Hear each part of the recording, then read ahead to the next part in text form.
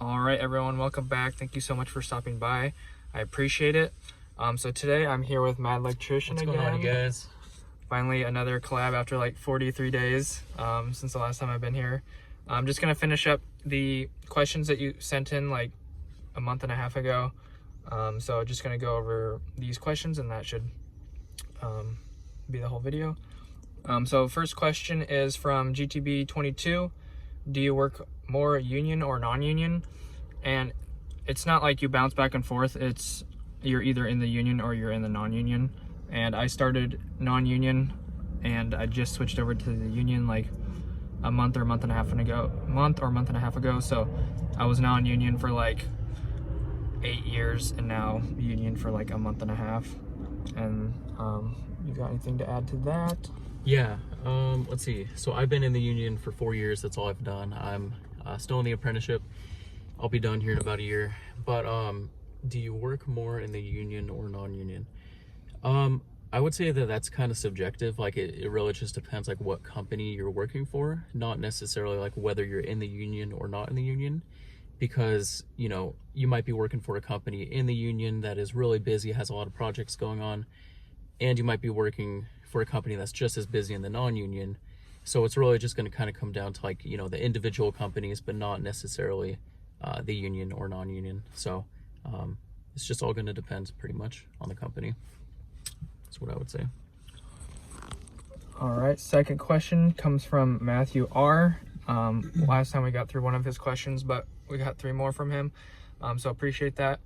So the second question is the union only new construction, or are there opportunities to do service work in the union? Yeah, there is service work in the union. As far as I know, I've only been in like a month and a half, like I said.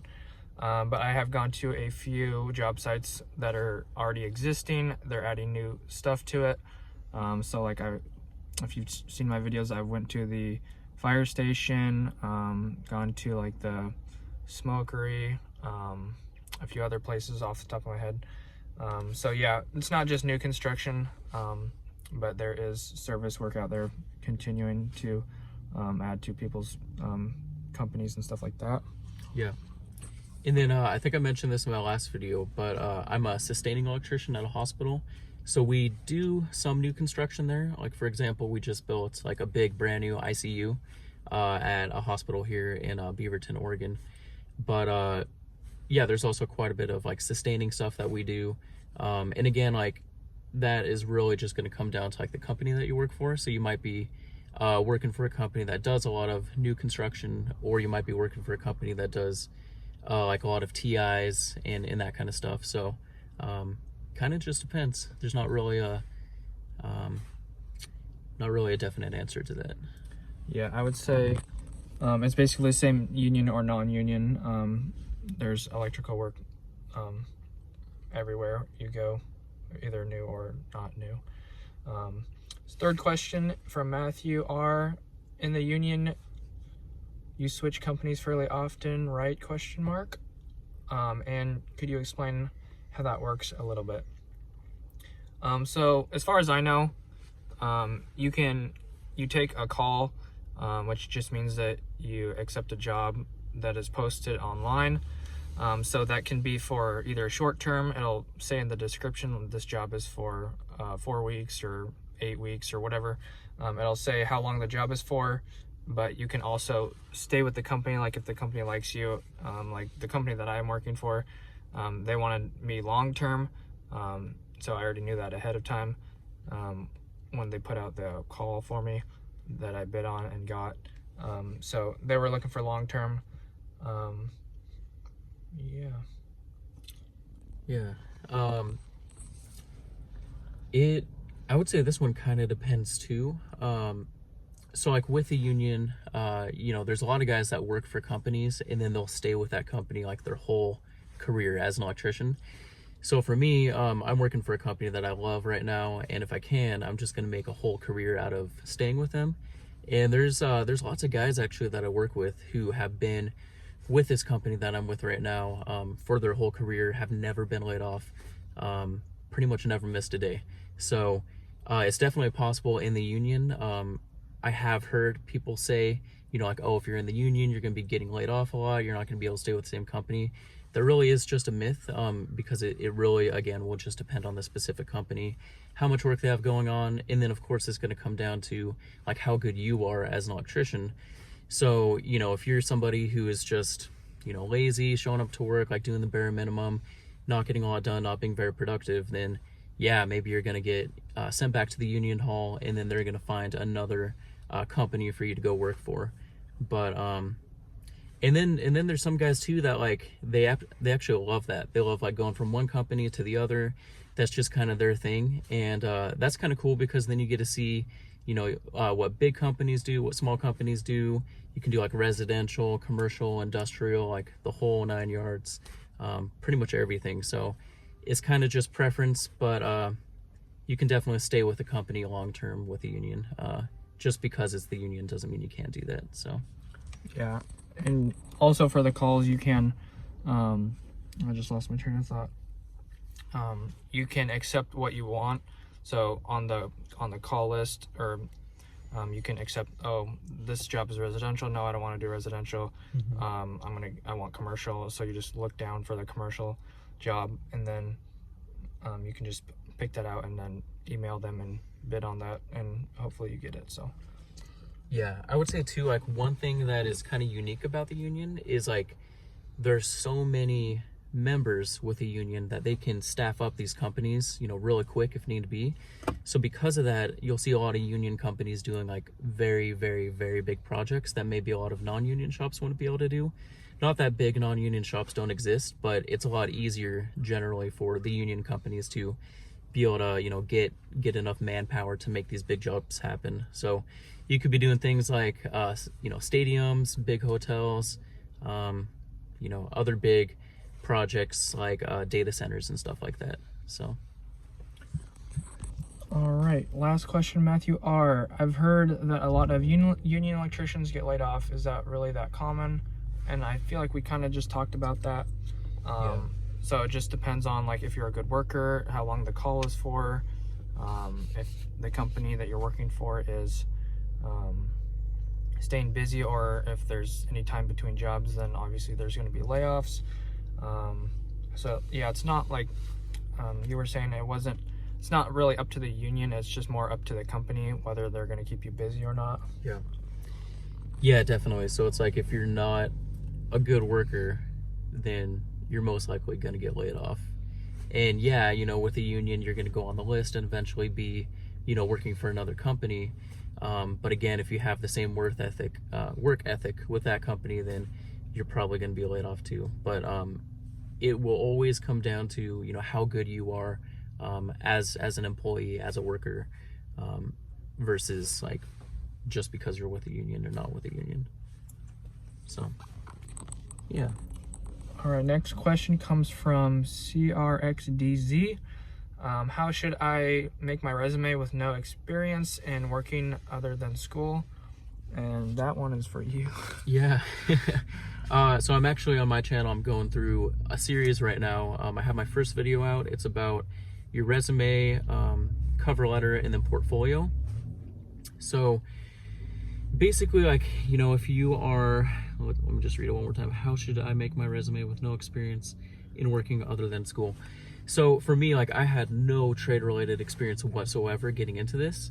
But basically what I did is I used my previous job experience and I kind of like positioned it in a way that would make me look like a really good candidate for the apprenticeship, even though my previous experience didn't directly apply with becoming an electrician. So basically, like, every job that I've ever had, within, a certain amount of time, I got promoted to like a management position or a different position of leadership. And so when I filled out wrote my cover letter, my resume, went to do my interview, that's kind of what I showed the interview committee, was like, look, I don't have a lot of hands-on experience doing electrical work, but you can see that in any other job that I've had, I was quickly promoted to a position of leadership. And so that is proof that I'm, a good, hardworking employee, and that I put in the effort. But what I would say is, like, to make yourself more attractive as a candidate for the apprenticeship, there's a lot of things that you can do, right? So you can take college classes if you want, like on electrical theory, stuff like that, just to kind of get some experience, and then you can put that down, on your resume or on your portfolio. And then like any projects that you do, right? So if you work on your car, if you swapped out like some lights in your house, or you've done anything at all that is like related to construction, you can take pictures of that and document that. And that's basically what your portfolio is. That's what I'm talking about. So it's like a collection of all these, pictures of projects and things that you've worked on that can pretty much just prove to the training center that, oh, this guy can actually, work with power tools and is capable of, understanding and building these things. So I would just say, like, right now, if you don't have any experience, like, get creative, find projects to do, find things to buy, like even electronic kits that you can build, anything that would kind of give you experience, even if it's not like actually going out on a construction site and doing the work. So I hope that makes sense. Yeah, that's better of an answer than I could give. And do we have one more slide? I think there's one more question on the next picture. Slide to the right. Let me see. Should be at the bottom. How often do you, this is from first name, last name. How often do you work at above 10 or 15 feet? How often do you use intense math in a day-to-day work life, like trigonometry they teach you in school, cosine and tangent, etc.? So how often do you work above 10 or 15 feet? It really just depends on your job site. If you're doing like residential, you'll just be on a ladder like maybe 6 or 8 feet. If you're in an industrial site or like a big commercial warehouse, then you'll be on like an aerial lift, like 40 feet in the air the whole time. So it really just depends on the job site. But for me, I would probably say maybe like 20 or 30 days out of the year that I work at 10 or 15 feet or above. So not really that much at all for me. I'm not sure what's your experience with heights. Yeah. Again, this kind of just depends on like the type of work that you're doing too. So you could become an electrician and maybe not be working at heights very often, but you should definitely expect to be working on a ladder at least fairly often, because a lot of the work that we do is overhead. If you're swapping out lights or working on like fire alarm or whatever it is, you're going to be standing up on a ladder, working up like this. And then I guess one thing to just consider is like, you might only be working on a 6-foot ladder, but if you're 6 feet tall and you're standing on the 4th rung, so 4 feet up, well then you're basically, it looks like you're 10 feet up, right? So there's not a lot of times like John said where you are working at like extreme heights on ladders, but you definitely do work on ladders pretty often, but normally it's going to be like a 6, 7, or 8 foot ladder, and then a lot of times you'll be like in a lift or something if you're working too high. Yep. I feel like I was going to add something to that, but I forgot. So we'll move on to the next question. How often do you use intense math in day-to-day work, like trigonometry, cosine, and tangent? Honestly, I have never used any of that in the field. We didn't even go over that in school. So as far as I know, you'll never have to deal with that. Do you have anything to add to that?